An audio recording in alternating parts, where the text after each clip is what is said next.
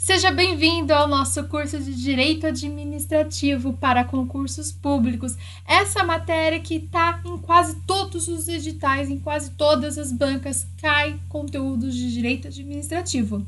Eu sou Kelly, estou aqui com você pelo Vitrine do Concurseiro para apresentar aulas, conteúdos didáticos de forma simples, descomplicada, para te ajudar nesse momento aqui de preparação.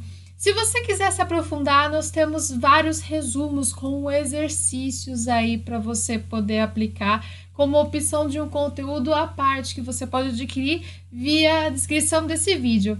Mas aqui no nosso canal teremos aulas com conteúdos explicativos, como a aula de hoje que vai ser bem técnica, né, bem teórica, mas também vamos ter vídeos, né, de exercícios para você poder entender o que a sua banca vai cobrar de você e como esses conteúdos que a gente está estudando, aprofundando, eles caem em prova. Então, bora lá para a gente, sem demoras, aqui nós temos um mapa mental para nos ajudar aqui.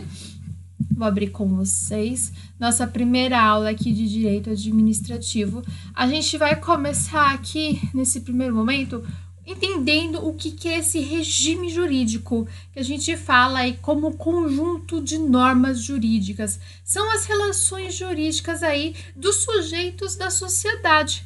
Então, para a gente poder entender a fundo o que são esses sujeitos, a gente tem que entender algumas noções, principalmente de direito administrativo, aí pensando no direito público. Tá? A gente tem como direito público algumas questões de normas que a gente segue, né, de poderes, deveres e principalmente de direitos. Tá? A gente tem essas normas. Nós temos um conceito muito importante, um princípio bem importante, que é o da supremacia, e outro também da indisponibilidade, que são direitos aí fundamentais, que vocês vão ver que ele tem uma relação vertical, e o Estado é superior ao particular quando a gente pensa nessa verticalidade, né? E a gente vai aplicar isso tudo para o exercício da função aqui pública, ou seja, por exemplo, eu quero desapropriar aí um imóvel de um particular com o objetivo de um interesse público, por exemplo, para construir um hospital, para construir uma escola pública. Então, a gente tem essa relação verticalidade, né? É possível desapropriar por conta de um interesse público, né? Então, a gente tem como objetivo aqui dentro desse direito público satisfazer os interesses aí que são indisponíveis, né, da sociedade. A gente vai ter o papel aí do agente público, que vai atuar em nome aqui da sociedade, que é diferente, né, do que a gente fala de proprietário, porque a gente está falando de algo que é público, então não é propriedade de alguém, mas sim do coletivo, né? Então a gente vai ter conjuntos de limitações, as restrições, né, que vão guiar o nosso projeto aqui, né? Não pode desocupar, por exemplo, escola, né? Escola não pode desapropriar. Contratos aí é via processo licitatório, né, para que a gente possa ter uma escolha e principalmente observando o princípio aí da legalidade que a gente vai aprofundar nessa aula de hoje. Ou seja, a lei que vai autorizar ou até mesmo determinar o que a gente pode fazer. Somente isso, apenas, não tem outra possibilidade, só isso faz em torno da lei, né? E a gente tem o direito privado, que é aquele que é direcionado basicamente para particulares, né? A gente tem as relações individuais aqui no caso, então a gente tem uma igualdade, é mais horizontal, né, as relações aqui nesse caso. Então a gente tem aí, por exemplo, alterações aí contratuais, quando elas acontecem, é quando basicamente as duas partes concordam apenas, né? Isso não acontece no direito público. Uma das partes pode discordar e tudo certo. Então, a gente tem que ter noção nesse primeiro momento entre direito público e direito privado é que não existe muita limitação entre eles dois. Eles convivem muitas vezes lado a lado, isso é muito importante a gente entender. Porque a gente tem empresas, por exemplo, estatais, que vão ter contatos, né, financiamentos, por exemplo, no sistema do direito privado. E muitas vezes a gente vai ter também dentro dessas empresas aí estatais com contratos de trabalho aí no direito público, né? Vai precisar de fazer concurso público, por exemplo, para poder contratar. A gente tem outro exemplo, as prefeituras. Nós podemos ver dentro de prefeituras municipais aí dois tipos de contrato, um que é geral, né, que é mais direito público, e o outro que a gente vai desenvolver aí contratos, por exemplo, com seguros, onde a gente vai ter uma relação aí basicamente do direito privado com particulares, muitas vezes. Então, esses dois direitos, esses dois regimes aqui, muito importante a gente entender que nunca serão basicamente isolados, eles podem conversar, haver a aplicação do direito público ao mesmo tempo com o direito aqui privado. Tá? Por isso que a gente fala sobre essa junção aí, quando a gente fala regime jurídico-administrativo, né? E esse jurídico-administração, que é essa junção do direito privado com o público aí, basicamente, né? Então, a gente tem aqui uma questão muito importante para a gente pensar, falando sobre a natureza da atividade, especificamente, é quando a gente fala sobre o estatuto jurídico da empresa pública. A gente tem uma sociedade de economia mista e principalmente as subsidiárias, né? A gente tem a natureza da atividade que é, por exemplo, explorar a atividade econômica. Então, a gente tem de um lado a produção e, ao mesmo tempo, comercialização. Eles são do quê, né? Nesse caso, bens e serviços, né? Então, eu vou ter um regime jurídico próprio para isso. Eu vou ter empresas privadas tendo direitos e obrigações aí, como, por exemplo, civis, comerciais, as trabalhistas, tributárias, aí tudo acontecendo, né? E eu tenho o regime jurídico administrativo, que a gente vai voltar a falar um pouco dele mais aprofundado, né? Quis falar sobre essas prerrogativas e essas sujeições, né? Vamos aprofundar e entender o que é isso, né? Esse regime jurídico administrativo aqui que a gente está falando é um conjunto de traços, né? Conotações aí que a gente tem na administração pública. Então, a gente tem uma posição aí privilegiada, aquela verticalidade que eu falei, que é via regramento, não é de qualquer jeito, né? Nós temos o direito público e você fala, o Estado ele tem uma posição mais vertical, né? Mas não é de qualquer jeito, é via regramentos, né? Então, nós vamos começar primeiro com as prerrogativas para entender o que é isso, né? Prerrogativas é a mesma coisa que eu falar que são privilégios. Como, por exemplo, a supremacia, né? A gente tem os benefícios aí voltados para a coletividade, a gente tem faculdades aí especiais que vão ser estudadas. Então, a gente tem que requisitar bens e serviços, a gente tem que ocupar temporariamente, aplicar sanções, alterar contratos, essa versão aí mais vertical, que inclusive não é praticada dentro do direito privado dessa forma, né? Então, eu tenho essas prerrogativas, que são basicamente privilégios. Guarda essa palavra aí para a gente poder entender. E nós temos do outro lado, um outro aspecto, que são as sujeições, que na verdade são o mesmo que falar que são restrições, né? Então, retira, diminui, aí principalmente quando a gente pensa na liberdade da administração com o particular. Então, a gente tem aqui pena, né, basicamente para isso, a nulidade do ato, né? A gente tem que tomar cuidado com isso. Observar os princípios, né, principalmente dentro dessas restrições que vocês vão ver que a gente vai falar bastante, que está relacionado com a moralidade, com a legalidade e principalmente com a publicidade, né, que é uma forma de restringir. E a gente realiza, né, como é que a gente consegue fazer essas realizações? Via concursos ou via licitações públicas, né, são as restrições. E nós temos um limite também aí para pensar dentro dessa atividade que vai acontecer.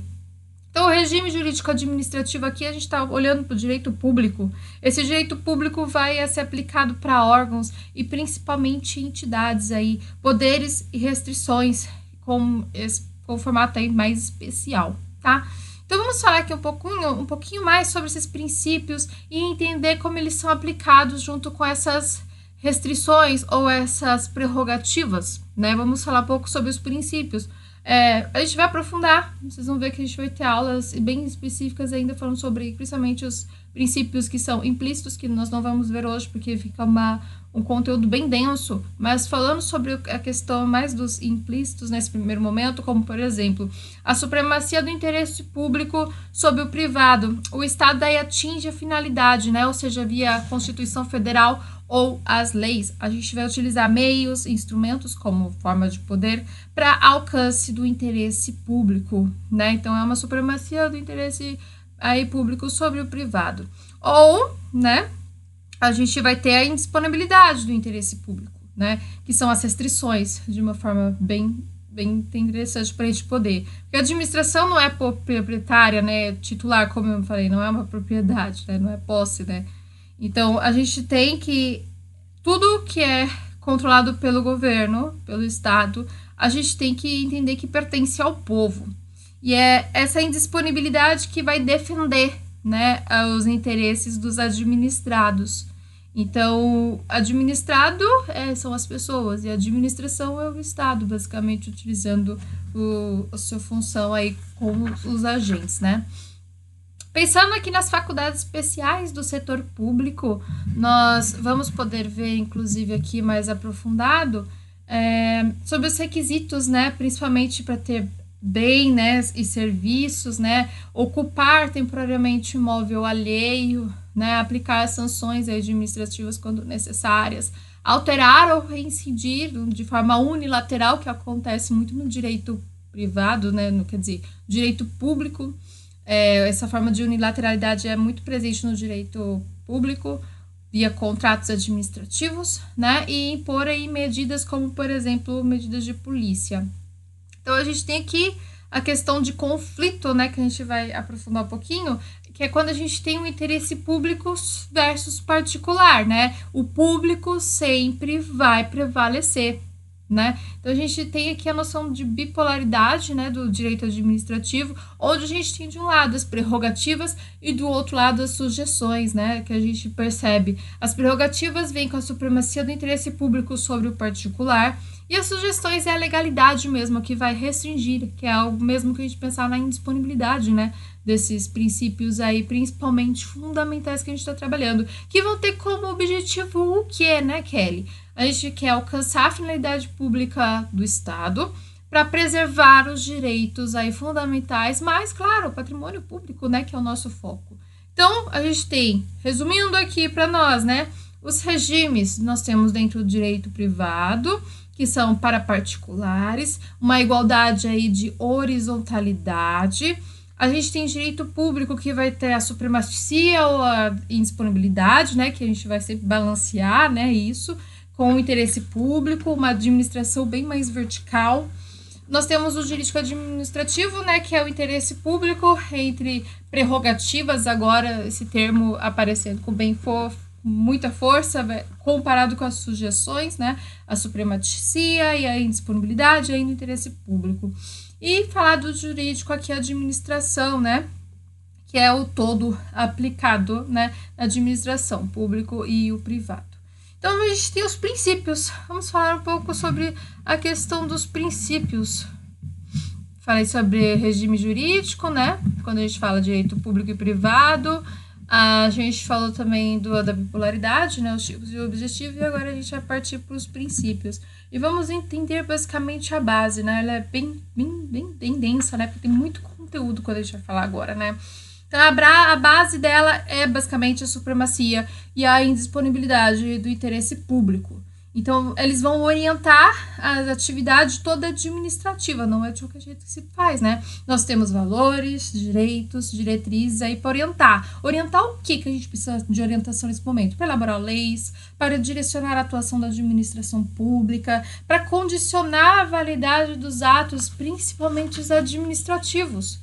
Então, nós temos os princípios, né, que olhando para o sentido, né, a gente tem o sentido, que é o lógico, harmonioso e racional, que vai objetivar o que é a adequada compreensão do que está sendo proposto pela administração de uma forma geral. Vai determinar o quê? O meu alcance, vai determinar o meu sentido, que são regras de um subsistema e um ordenamento jurídico aí, que vai balizar. Para quem não conhece a palavra balizar é separar, restringir, limitar, tá bom? Então, vai balizar a interpretação e principalmente produção de novas normas, né? Produção normativa aqui no caso. Então, eu vou dar um exemplo. Nós temos aqui o princípio da moralidade. Ele vai condicionar a atuação administrativa, tá? Ou outros princípios também, como probidade ou boa-fé.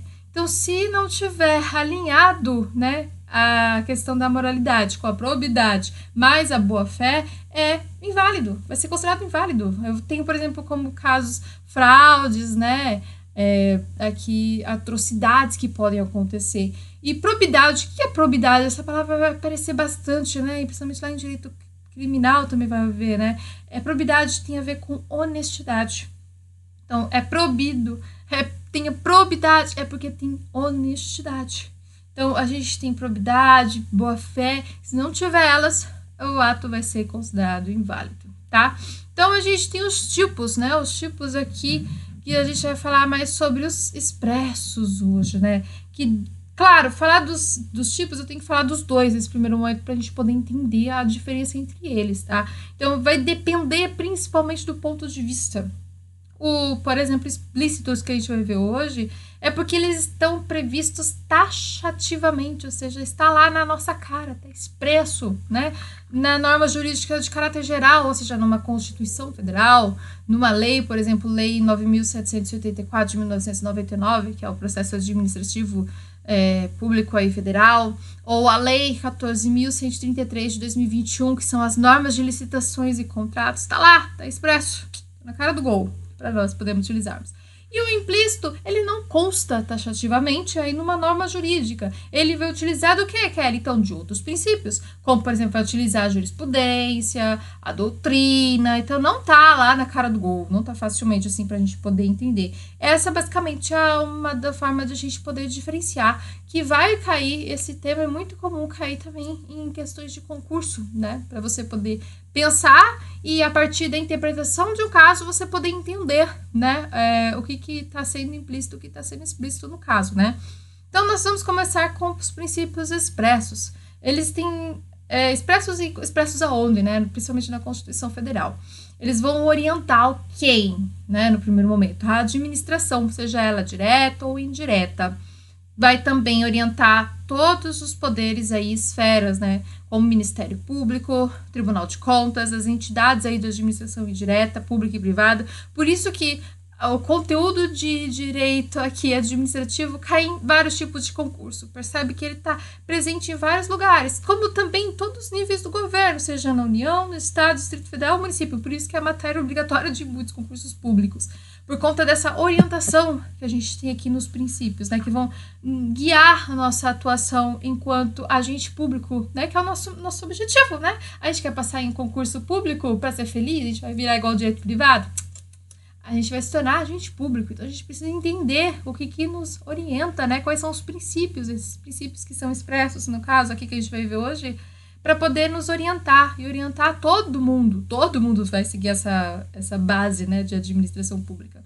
Então, nós temos normas infraconstitucionais, que aí a gente vai frisar aqui nesse primeiro caso a 14.133 de 2021, que é muito comum, né, a gente vê em prova, cai muito, despenca em prova, que são a lei de licitações e de contratos, que possui aí princípios implícitos, como, por exemplo, a igualdade.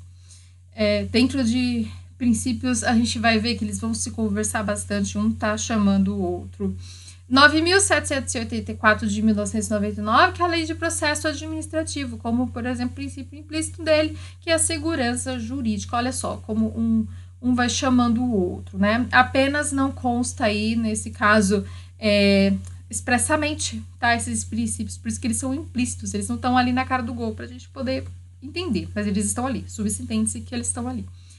Então, ele vai decorrer de princípio expresso, ou seja, interpretação lógica de várias formas, né?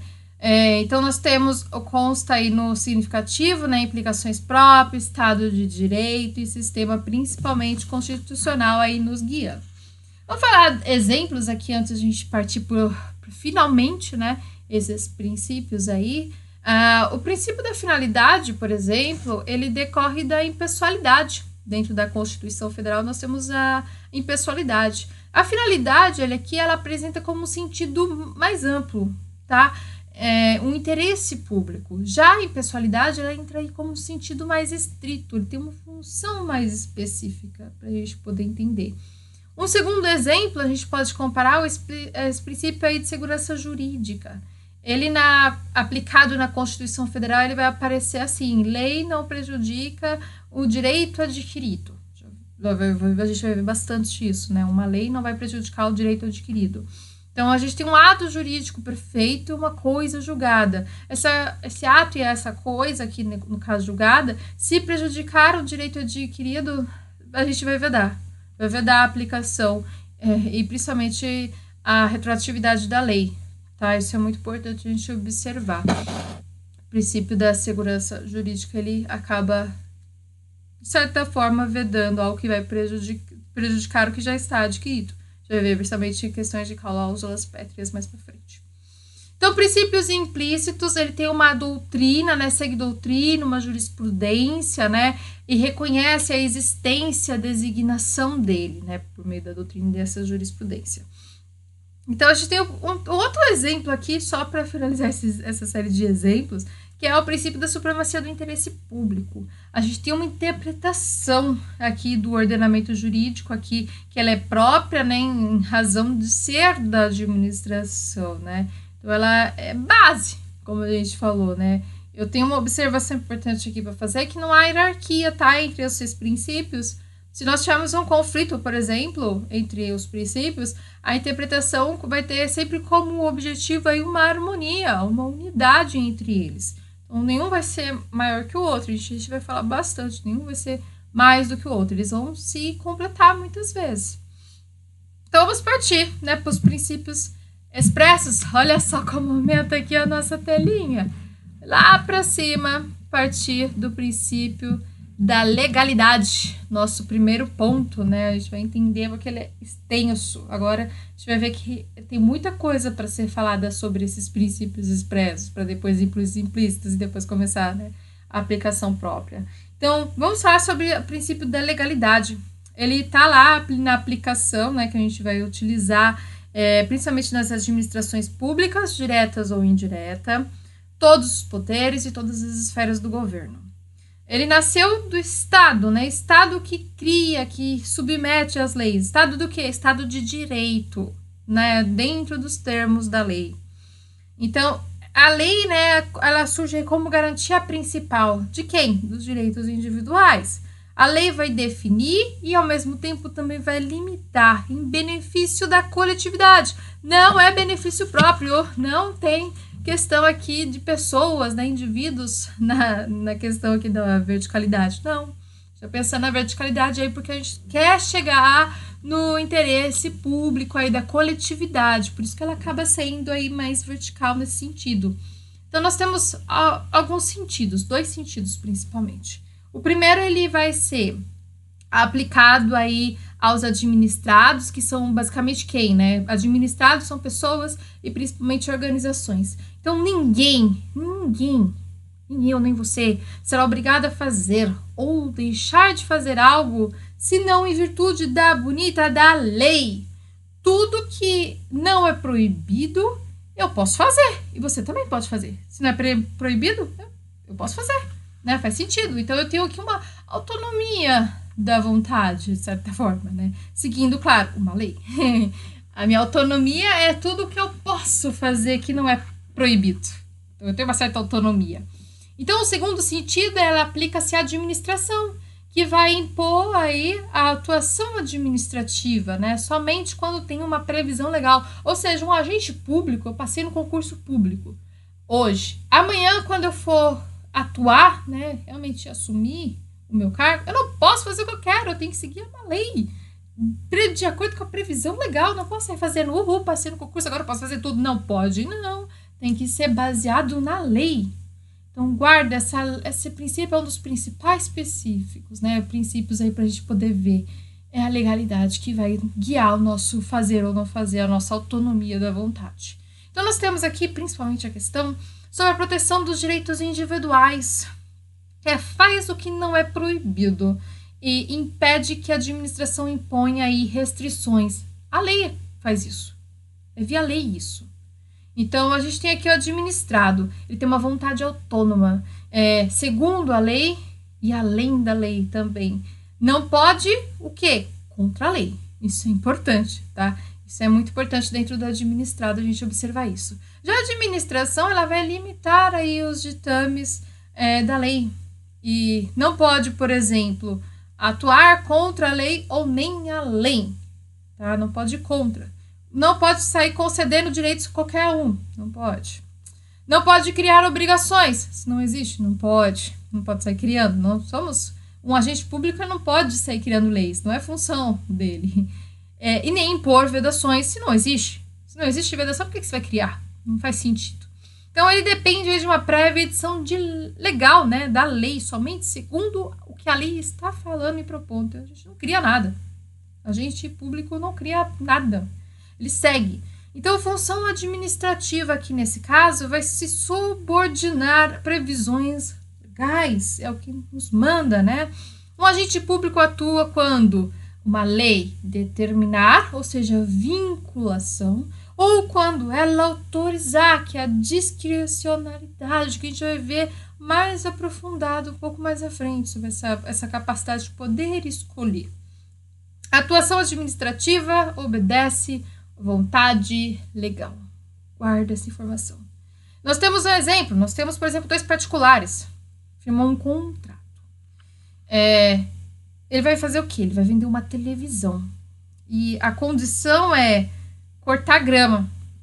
Não é pagamento de dinheiro, né? Não é previsto no nosso Código Civil que para você comprar uma TV você precisa cortar grama. Mas também não tem lei nenhuma que vai te proibir fazer isso. Então é permitido. Ele é além da lei, né? A gente fala, é além da lei, porque não tá escrito lá, né? É além. Então não é proibido, é permitido. Você pode comprar assim, uma televisão, né? Pagando por ela em troca de cortar a grama, né? De quem tá vendendo para você. É uma forma, se a pessoa combinar, são 2 particulares, né? Lembra-se, nós temos contrato, as 2 partes têm que aceitar, né?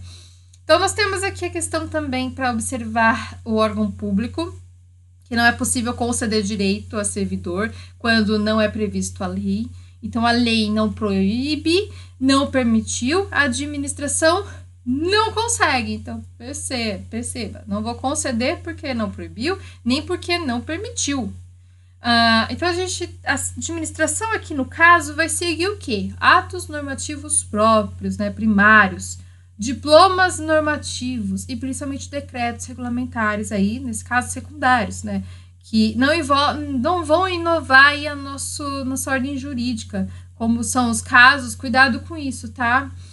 Os decretos regulamentares secundários, como as portarias, instruções normativas, não vão inovar em nada aqui nossa instrução aqui da ordem jurídica, tá bom?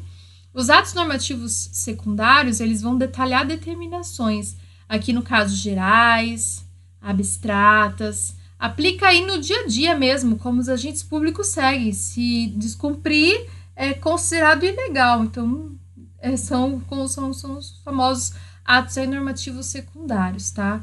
São mais abstratos nesse caso, né? Vamos citar um exemplo, eu tenho uma lei que vai remessa de determinados produtos, né, ou de forma postal. Ela obedece padrões de segurança via o quê? Um decreto regulamentar, que vai o quê? Disciplinar padrões e principalmente regras de fiscalização. Aí vem o bonito do agente público, né? Ele faz apreensão de um produto e gera uma eventual multa. E ele gera essa multa sem observar aí as normas e decretos de fiscalização. Como eu disse, esse produto tem padrões de segurança próprios deles, um decreto regulamentar. Esse agente público não está observando isso. Ele simplesmente está só aplicando. Então, pode ser considerado ilegal, sim, porque ele não está observando um decreto regulamentar. Então, a gente tem que o quê? Infringe um decreto aqui nesse caso, nesse exemplo. Então, a gente não pode confundir outro ponto para pensar dentro da legalidade. Até vou pegar aqui, arrumar aqui a nossa tela. Princípio da legalidade com reserva legal. O princípio da legalidade é a atuação administrativa que pauta em sentido amplo qualquer norma. Já a reserva legal, ela é para determinadas matérias. Ela é regulamentada por lei formal. Ela tem ali o sentido estrito, né? Basicamente olhando para as ordinárias, né? As leis ordinárias e as complementares. A gente vai aprofundar um pouco mais sobre a reserva legal e o princípio da legalidade, mas entenda aí que uma em determinadas matérias, né, principalmente quando a gente pensa em leis ordinárias e complementares, e a outra é para sentido mais amplo. Qualquer norma vai abranger. Eu vou pegar um exemplo aqui, a Constituição Federal, né? Ela tem uma lei que regulará, né, a individualização da pena, de uma pena. Aí, ela é somente aprovada pelo Poder Legislativo. O que não pode? Não pode utilizar o quê? Decreto. Ato normativo secundário, para poder aplicar, né, uma pena aqui no caso. Nós temos medidas provisórias, né? São atos normativos com força de lei e é geralmente editado pela presidência, quer dizer, aí da República, com caráter de relevância bem urgência. As medidas provisórias possuem limitações, tá? Que são a excepcionalidade e principalmente a precariedade, tá? O estado de defesa, a gente vai ver que poderá ser decretado pelo presidente da República, Conselho da República e Conselho de Defesa Nacional também. Com o objetivo do quê? De preservar, restabelecer o quê? A ordem pública. Trazer a paz, né, para a nossa vida, nosso dia a dia. Ou seja, eu tenho que tomar cuidado com o caso de situações que são graves, em estado de iminente, aí, que causa o quê? Instabilidade, calamidade. Aí se aplica o estado de defesa, né? Que vai também restringir alguns direitos, tá? Não é assim de qualquer jeito não, tá? Momento Jabá Time, para você que ama papelaria fofa, precisa renovar aí seu estoque, canetas, papéis, estojo, cadernos personalizados, você encontra com a gente. Na descrição do vídeo você vai ter um link que você terá acesso a materiais que nós temos aqui e muitos outros tipos também para você poder escolher e acessar. Claro, estudante aqui conosco tem a opção de ter cupom de frete grátis. Corre e não perca mais essa chance. Nós temos estado de sítio para uma situação que é muito mais gravosa, né? Tem medidas restritivas previstas aí na Constituição Federal também, observe, porque ele pode ser decretado aí pelo presidente da República, pelo Congresso Nacional, Conselho da República aí, né, ou Defesa Nacional. A gente tem o quê? A comoção aí de uma grave repercussão nacional, né? Ou uma ineficiente medida foi tomada, ou até mesmo em declarações de possíveis guerras, né, como exemplo, agressão aí armada também estrangeira pode ser decretado aí estado de sítio, né? Ela é bem mais gravosa do que as outras duas, né? E a gente tem a ampliação, né, dessa legalidade como princípio aí da juridicidade, né, discricionalidade administrativa que eu falei, né, que ela é reduzida aí do agente público que ele vai se sujeitar, né, principalmente a leis, regulamentos e princípios. O princípio da juridicidade, a gente tem que observar que o administrador não sujeita apenas a lei, mas todo o ordenamento aqui jurídico que vai defender. Então, logo, o ato, ele vai sempre atender lei e fere, né, se ferir princípio, ele pode ser anulado, tá? É muito importante. Então, só para a gente fixar aqui o princípio da legalidade, ele tem o que como objetivo? A administração pública agir quando tiver lei, né? Que a gente está falando como se nós fôssemos agentes mesmo, né? Aplicados, que vai determinar ou autorizar qualquer tipo de norma, né? Observando aí o que? Princípio da autonomia da vontade, com administrar, né? Faz o que não é proibido. É uma reserva legal, que são algumas matérias da Constituição Federal que vão exigir obrigação, né, como lei em sentido estrito, né, aquela mais formalzona. E as restrições, né, que são, no caso,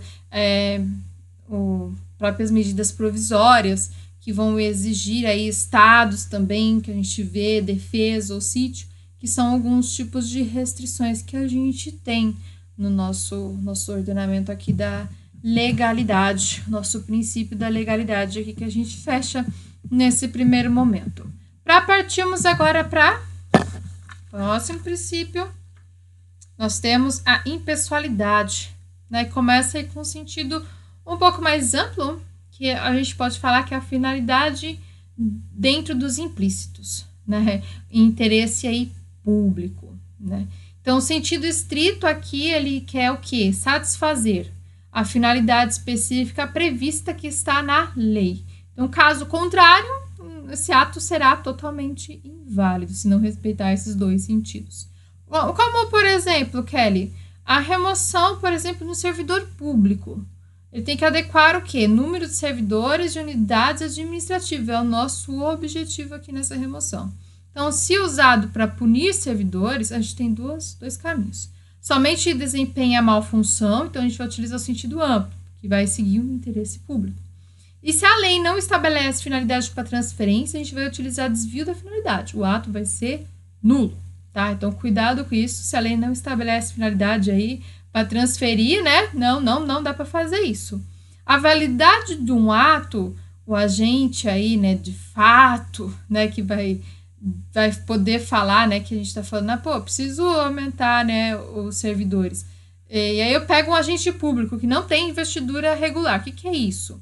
Ele vai ocupar um cargo sem prestar concurso público. Ele mesmo identificado aí legalmente, sem investidura, né, o ato não é considerado válido, né, quer dizer, inválido. Então, o Estado aí imputa aí o caráter da impessoalidade, tá? Que ele foi feito como agente de fato. Então, essa é a função, né, do agente de fato. Ele não fez concurso público, mas tudo que ele proporcionou em nome do Estado, ele é considerado válido. Então, a gente vai usar um exemplo aqui. Nós temos um agente de fato. Ele vai emitir uma licença para construir. O proprietário não deu causa que o pavimento era irregular no início. Então, não é prejudicado.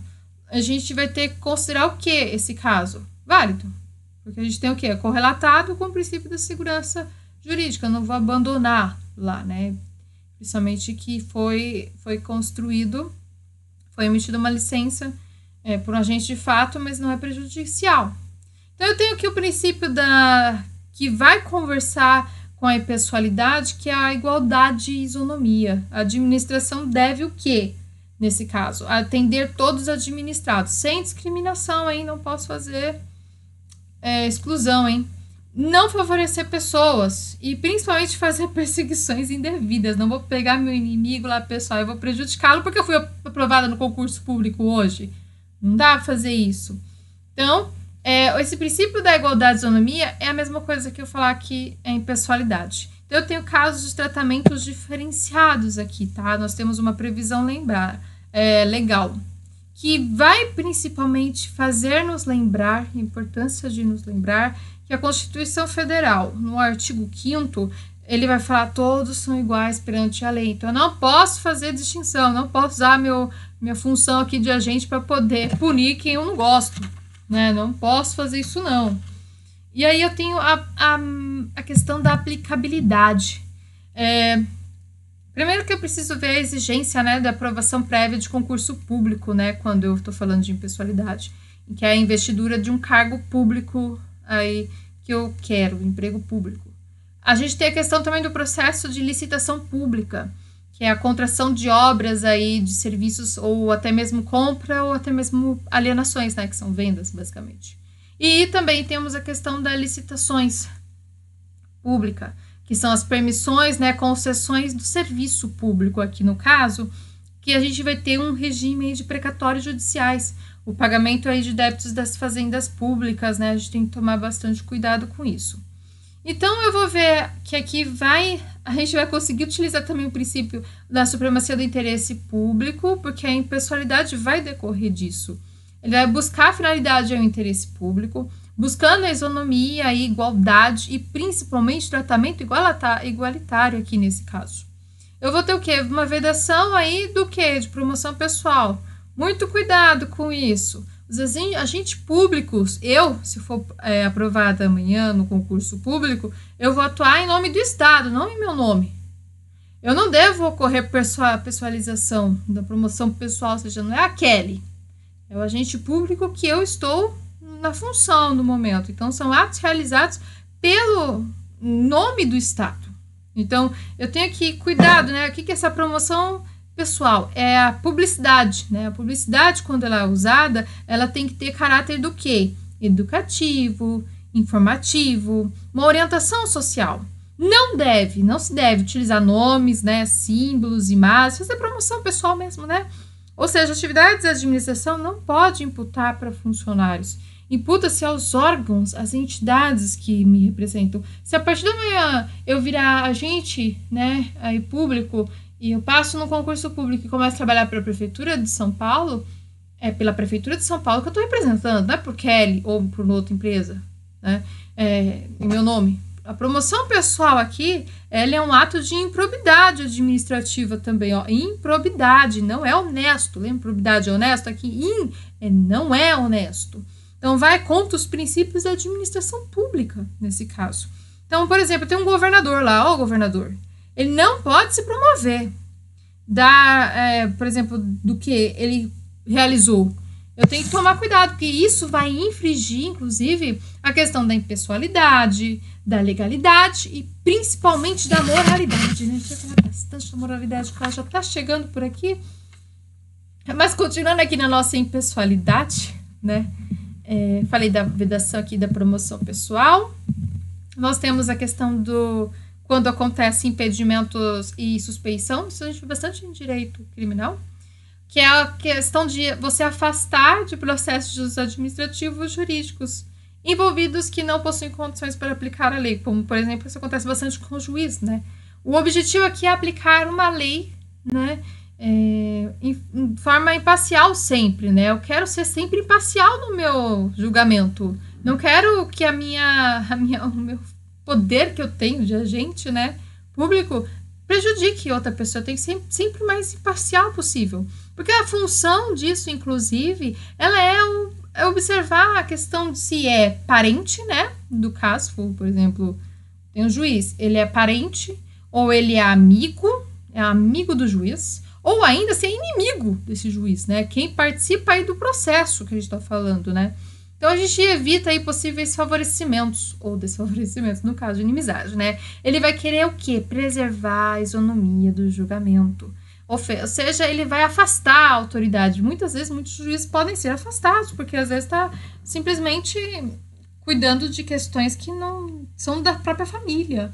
Então, eu tenho aqui um pequeno resumo, né, da questão da impessoalidade, que a gente vai observar a questão da finalidade pública, o tratamento isonômico, né, que a gente tem que tomar cuidado, a vedação de propaganda, né, pessoal, e principalmente impedimento ou suspeição quando ele precisar ser feito, né. A gente tem aqui a questão do interesse público para fechar aqui a impessoalidade, que é basicamente a gente falar em 2 pontos. O primário, né, que é a gente observar a coletividade, toda a sociedade, né.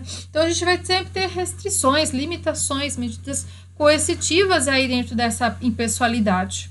E, de forma secundária, a gente vai observar o Estado, ou a pessoa jurídica, né, que não impõe limitações aí, com o objetivo do que é arrecadar, né, arrecadar como forma secundária, sem prejudicar o primário, o indivíduo. Ou seja, eu não posso sair querendo fazer arrecadação, colocando um novo tributo aí para ser pago, sem ter um preparo, né, eu não posso prejudicar, ou que ele seja muito exorbitante, as alíquotas, né, que seja com o intuito de prejudicar realmente o indivíduo ali, o primário que está sendo pago, né, que é a sociedade.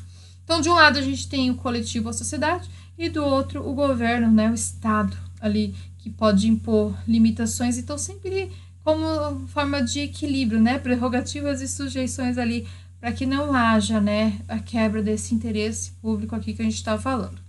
Ok? Impessoalidade aqui, check, basicamente finalizados.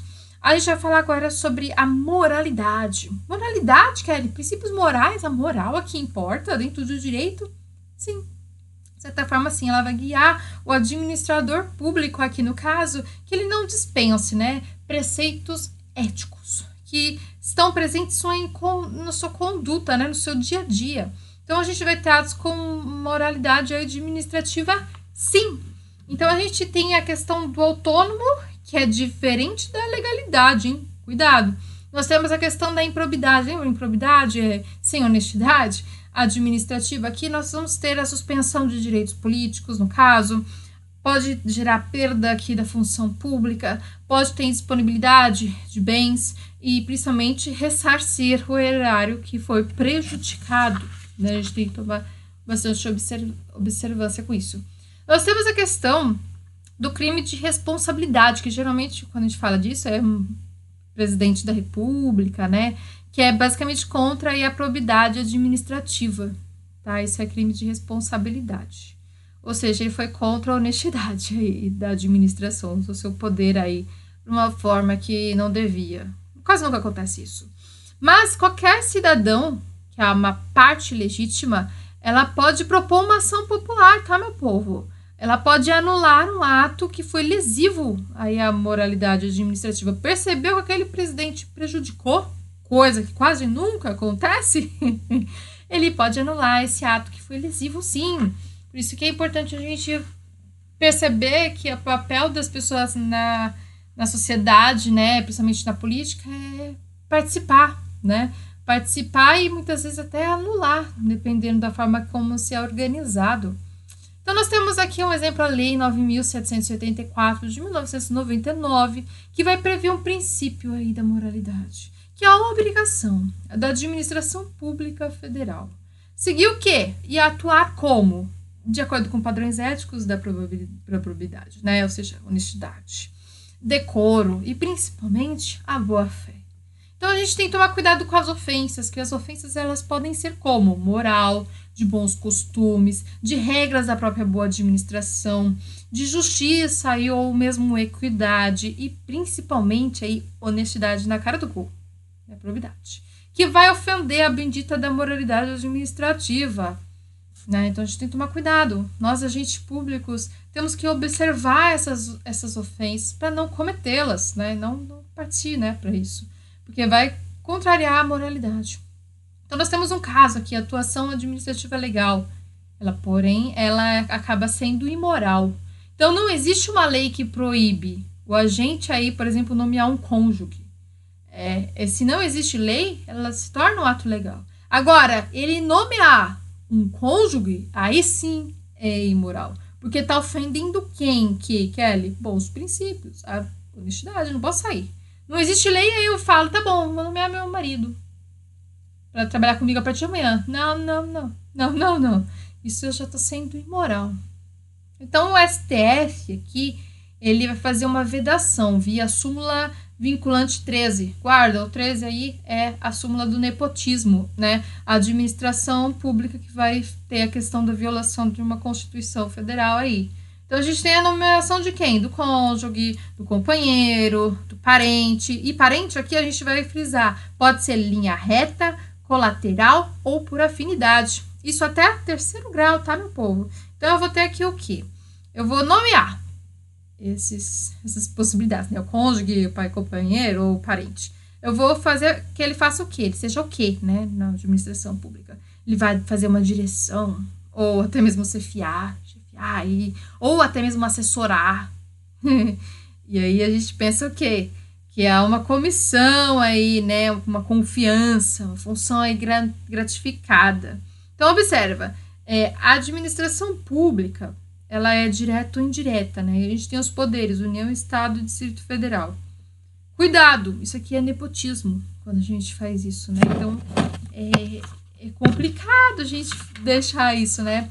Nós temos os cargos de natureza política, tá? Não confundir nepotismo com cargos de natureza política, que é muito antes da súmula vinculante 13, não se aplicava, tá? Hoje a gente verifica caso a caso.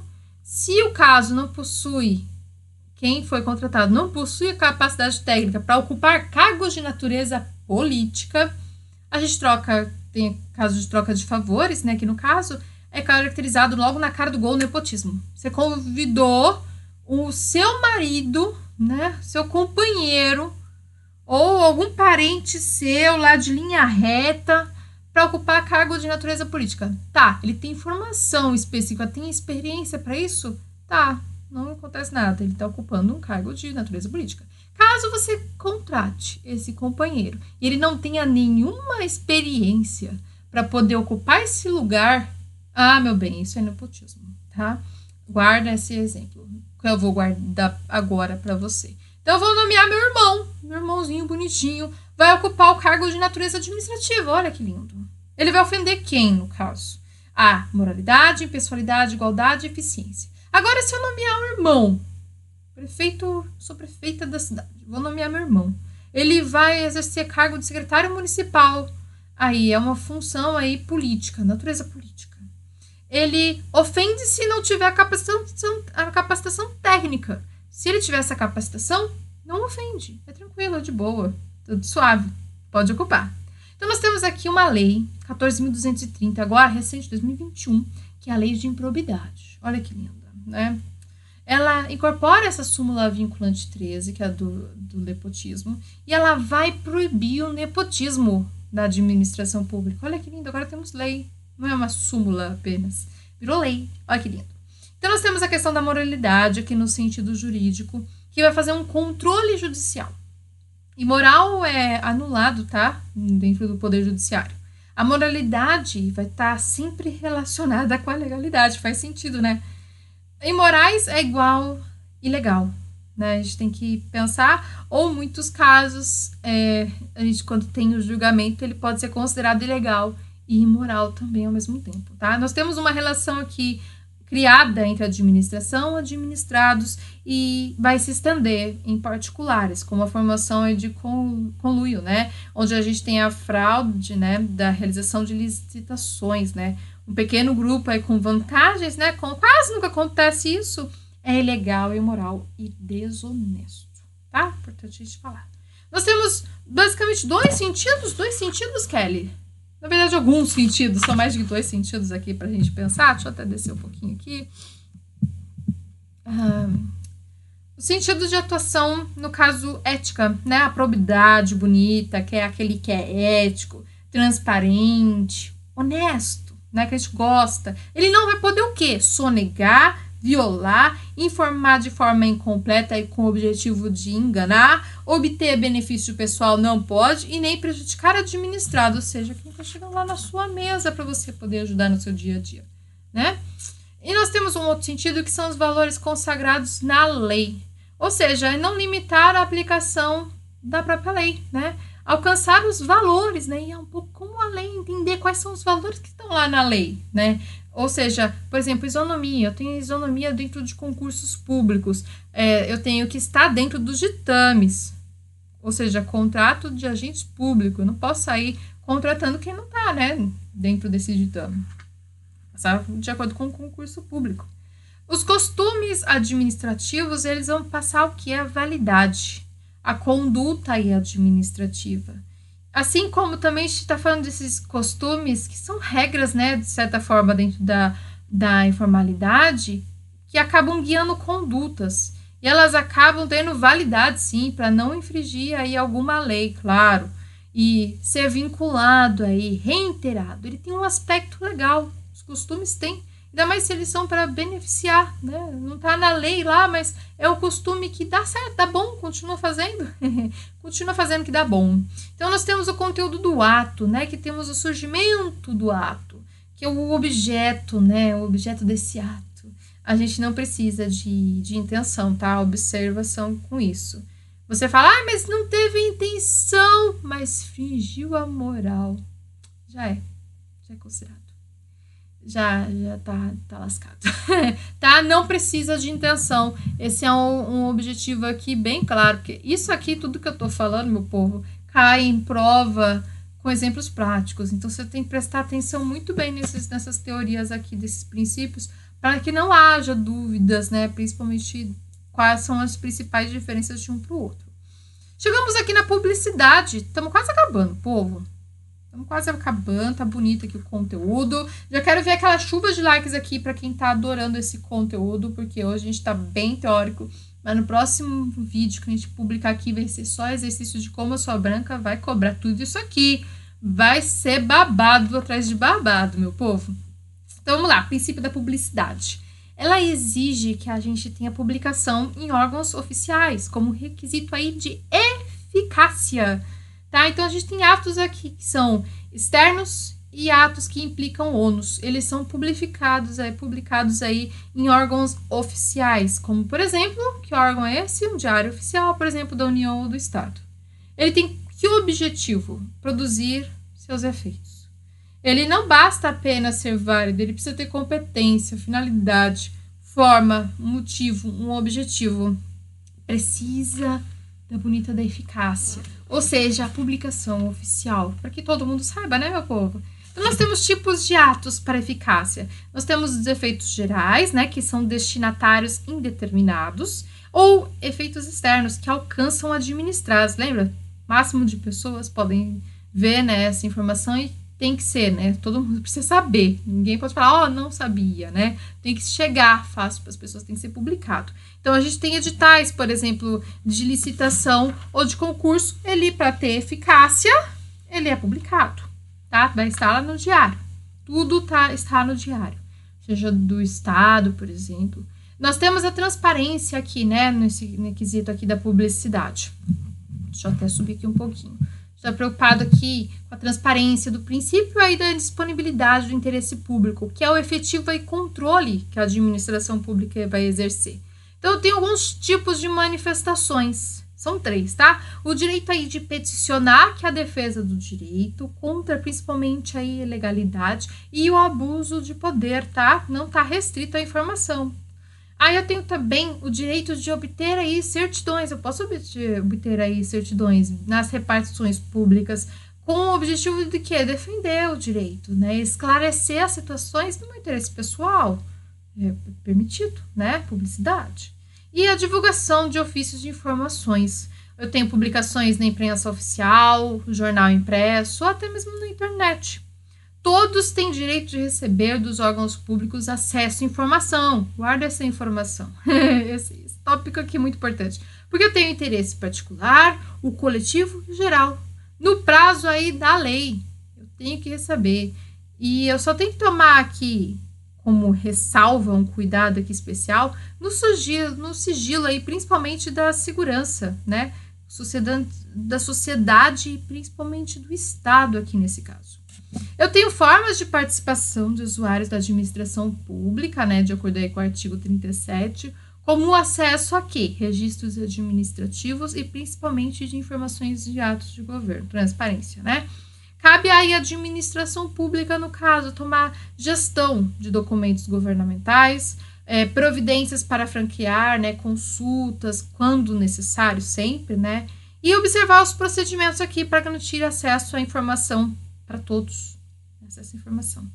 Eu tenho preceitos geral que tem que observar o sigilo da exceção, né? A publicidade é a regra, tá? Regra.